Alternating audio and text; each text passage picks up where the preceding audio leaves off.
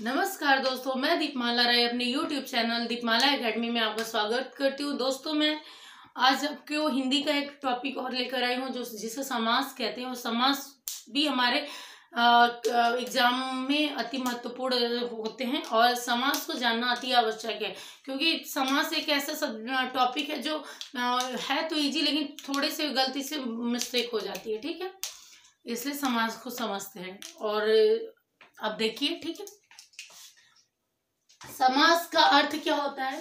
ठीक, समास क्या है? समास का अर्थ होता है संक्षिप्तीकरण। संक्षिप्तीकरण क्या होता है कि दो शब्दों के मेल से बने हुए तीसरा और छोटा और नया शब्द बना हुआ समास कहलाता है। जैसे दो शब्द के मेल से, दो शब्द जुड़ने से अगर कोई तीसरा शब्द बनता है, वो छोटा हो और नया शब्द हो, तो उसे समास कहते हैं। ठीक, समास के प्रकार कितने होते हैं? समास के प्रकार होते हैं 6।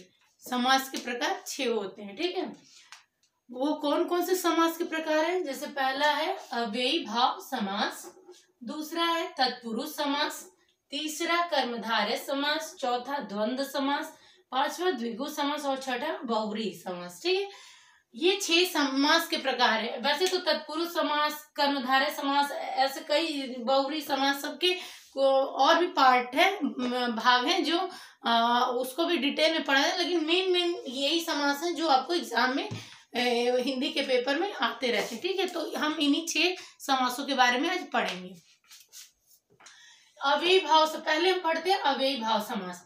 अव्ययी भाव समास में क्या बोला जा रहा है कि जिन शब्दों के प्रारंभ में उपसर्ग जुड़े हो उनसे बने शब्द अव्ययी भाव समास कहते हैं। ठीक है, जिन शब्दों के प्रारंभ में उपसर्ग जुड़े हो उनसे बने शब्द को अव्ययी भाव समास कहते हैं। जैसे यथा, प्र, प्रति, नीर, अन, भर, ये उपसर्ग है। और पहले ये समझ लेते हैं उपसर्ग होता क्या है।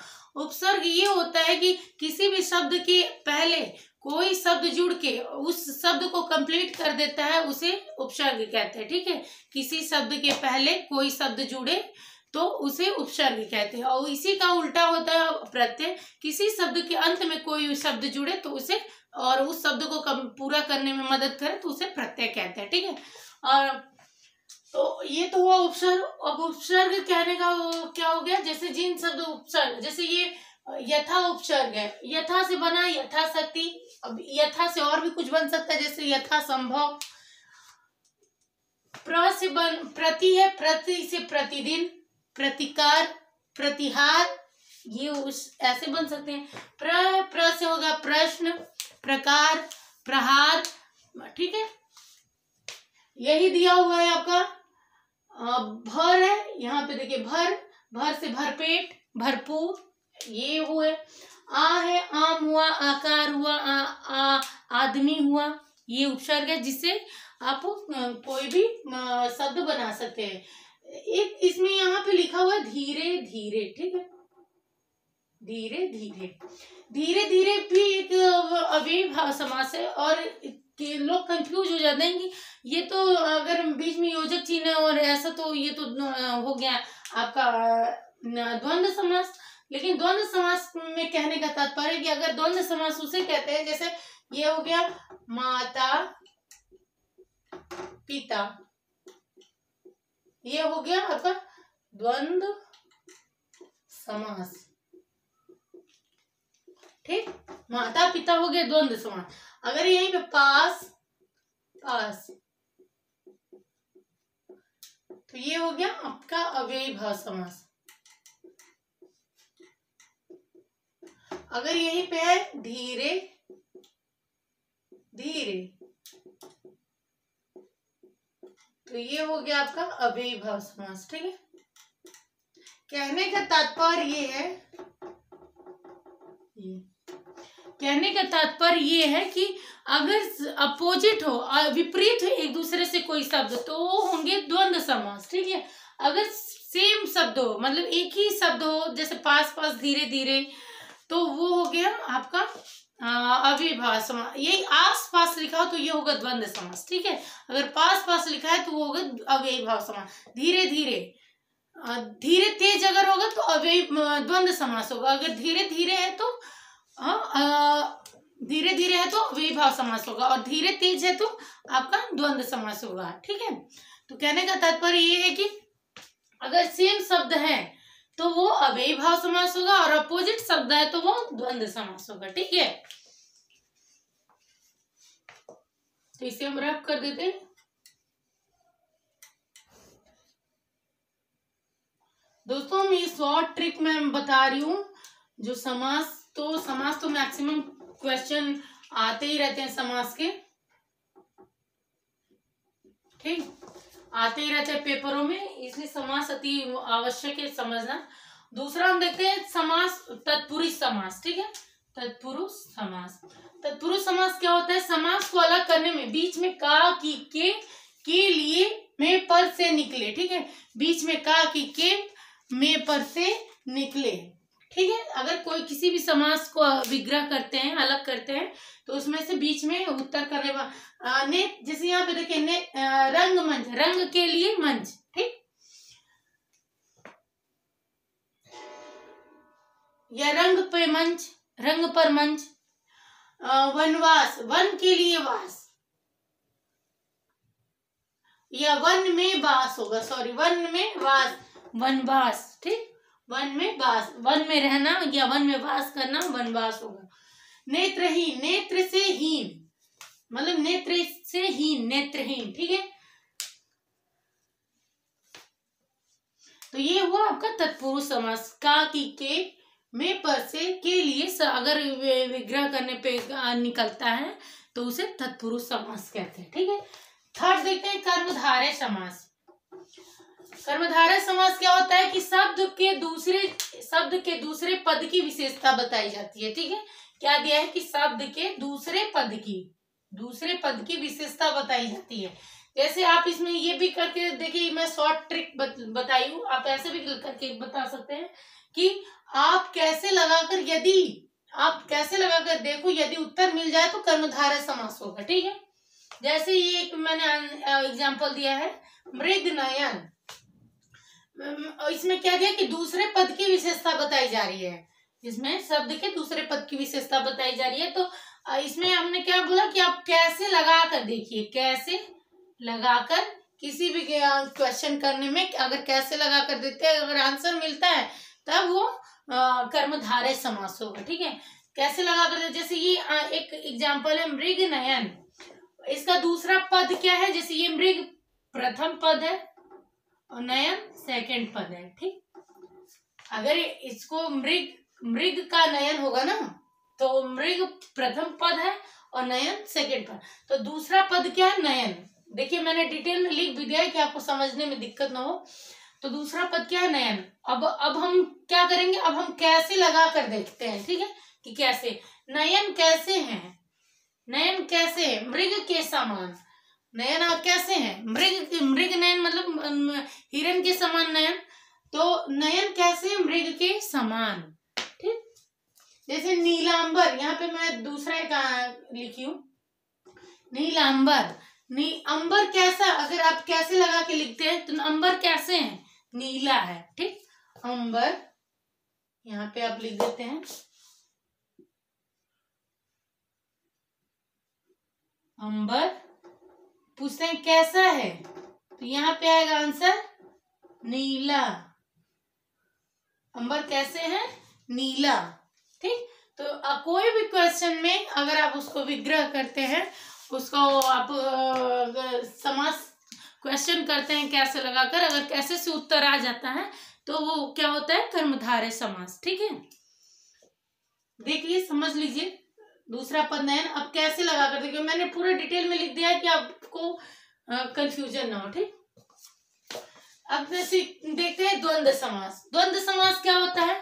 योजक का चिन्ह लगा हो और विग्रह करने पर और आए। योजक का चिन्ह लगा हो और विग्रह करने पर और आए। ठीक, योजक का चिन्ह हो और विग्रह करने पर और आए। ठीक, जैसे देखिए एग्जांपल यहाँ लेन देन, लेन देन देखिए ये है। ठीक, यहाँ पे योजक का चिन्ह लेन और देन भी हो सकता है।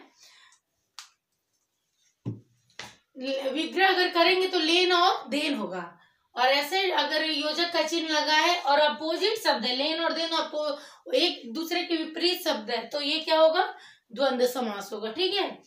और सेकंड देखिए, दाल रोटी, ये भी द्वंद्व समास है।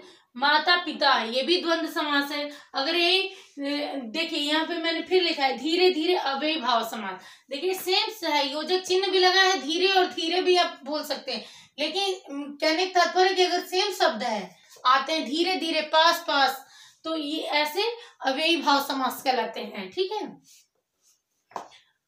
ये हो गया आपका। अब देखते हैं द्विगु समास। द्विगु समास 5th नंबर है, 5वां द्विगु समास।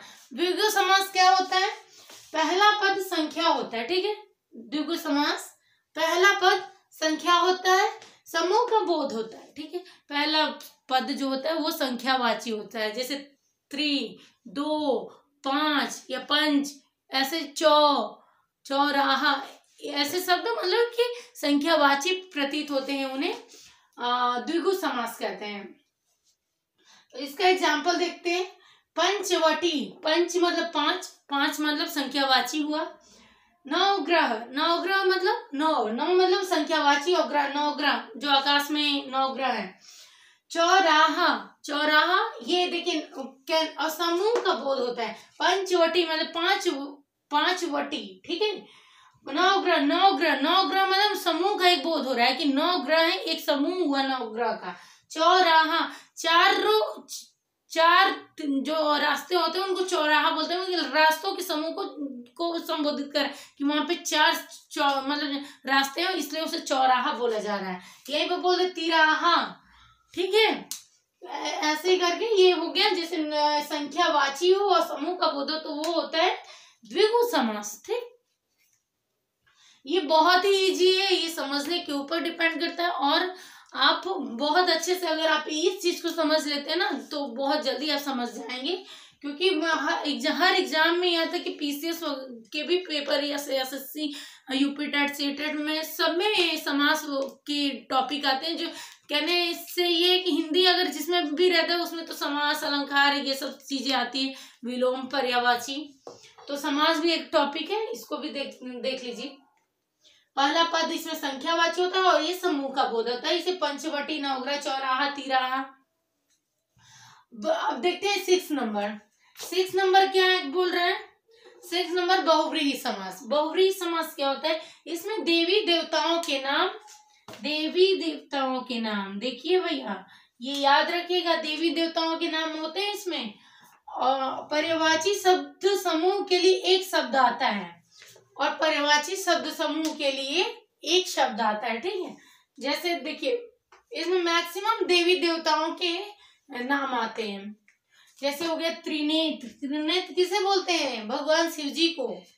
त्रिनेत्र भगवान शिव जी को बोला जाता है, और क्योंकि 3 नेत्र उन्हीं के हैं, इसलिए इसमें स्पेशली मतलब कि मुख्य रूप से देवी देवताओं के नाम आते हैं, और पर्यायवाची शब्द के लिए एक शब्द आता है, समूह के लिए एक शब्द। लंबोदर, लंबोदर कौन होता है, गणेश जी। लंबोदर विनायक गजानन किसे बोलते हैं, गणपति गणेश भगवान को। ठीक है, दशानन, देखिए दशानन किसे कहा जा रहा है, दशानन जिसके 10 आनन हो, मतलब कि 10 सिर हो, उसे क्या बोलते हैं, दशानन। दशानन किसे बोलते हैं, रावण को। रावण भी देखिए इसमें देवी देवताओं और राक्षस भी ऐड कर लीजिए।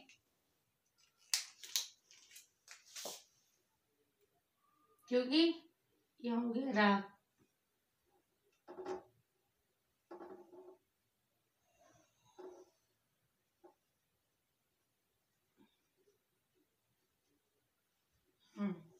देवी देवता और राक्षस के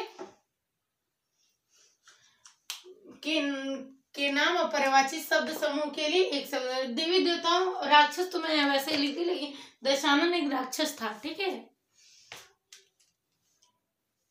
दशानन रावण। ठीक, इसे भगवान भी की इसने वो की थी, लेकिन रावण तो राक्षस के भी ही श्रेणी में आते थे। तो ये हुआ दशानन हुआ, जिसके 10 आनन 10 सिर हो, वो रावण। प्रधानमंत्री, देखिए यहाँ पे एग्जाम्पल है, प्रधानमंत्री जो मंत्रियों में जो प्रधान हो उसे क्या बोलते हैं, प्रधानमंत्री। मंत्रियों के जो प्रधान हो उसे क्या बोलते हैं? प्रधानमंत्री। एक ये भी एग्जाम्पल, ये आपको एक 72,000 जो वैकेंसी हुई थी उसमें ये आया था प्रधानमंत्री। प्रधानमंत्री का मैक्सिमम पूछा जाता है कि प्रधानमंत्री कौन सा समास है, तो ये बहुव्रीहि समास। मंत्रियों का जो प्रधान है, मंत्रियों का प्रधान हो उसे क्या बोलते हैं? प्रधानमंत्री। ठीक, तो ये हुए हमारे 6 समास। और समास को मैंने संपूर्ण अच्छे तरीके से मैंने समझा दिया, और आप लोग इसका स्क्रीनशॉट ले सकते हैं। मैं जो थोड़ा बहुत इधर उधर मैंने लिखा है उसको रफ में कर देती हूँ, और आप इसको अच्छे से पढ़ने की कोशिश करिएगा और समझने की कोशिश करिएगा। शायद आप लोग को अब समास तो भूलना नहीं चाहिए, ठीक है।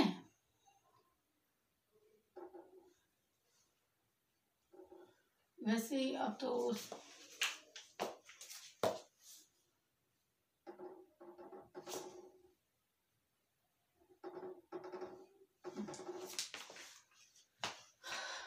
ठीक है।